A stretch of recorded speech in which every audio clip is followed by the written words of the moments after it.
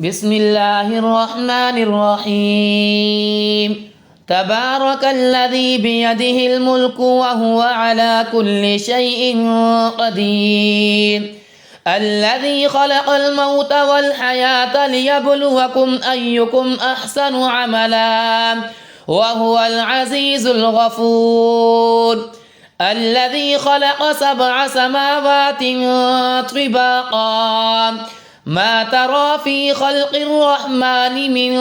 تفاوت فارجع البصر هل ترى من فطور ثم ارجع البصر كرتين ينقلب إليك البصر خاسئا وهو حسير ولقد زينا السماء الدنيا بمصابيح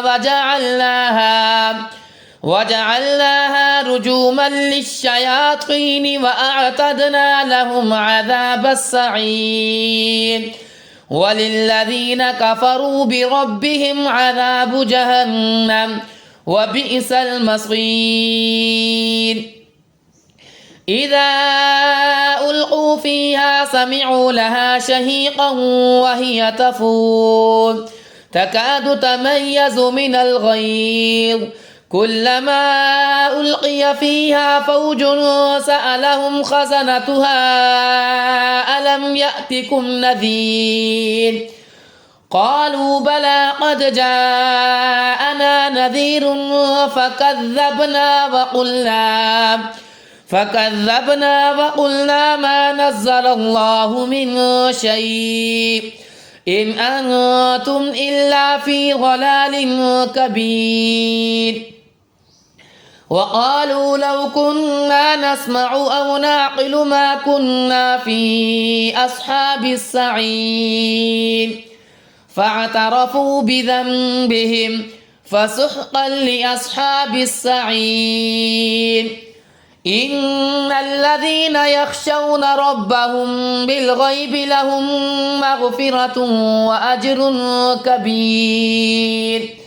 وأسروا قولكم أو اجهروا به إنه عليم بذات الصدور ألا يعلم من خلق وهو اللطيف الخبير هو الذي جعل لكم الأرض ذلولا فامشوا في مناكبها وكلوا من رزقه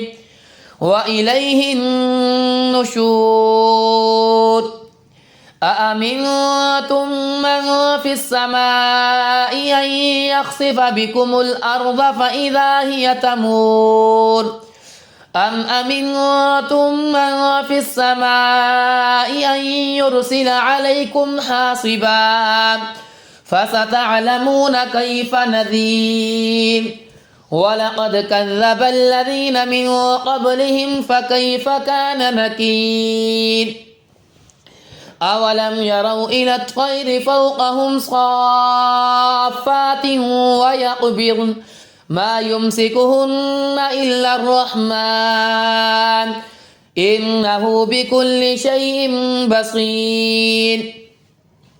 أمن هذا الذي هو جند لكم ينصركم من دون الرحمن إن الكافرون إلا في غرور أمن هذا الذي يرزقكم إن أمسك رزقه بل لجوا في عتو ونفور أفمن يمشي مكبا على وجهه أهدى أمن يمشي سويا على صراط مستقيم قل هو الذي أنشأكم وجعل لكم السمع والأبصار والأفئدة قليلا ما تشكرون قل هو الذي ذرأكم في الأرض وإليه تحشرون ويقولون متى هذا الوعد إن كنتم صادقين قل إنما العلم عند الله وإنما أنا نذير مبين فلما رأوه زلفة سيئت وجوه الذين كفروا وقيل هذا الذي كنتم به تدعون قل أرأيتم إن أهلكني الله ومن معي أو رحمنا فمن يجير الكافرين من عذاب أليم قل هو الرحمن آمنا به وعليه توكلنا فستعلمون من هو في ضلال مبين قل أرأيتم إن أصبح ماؤكم غورا فمن يأتيكم بماء معين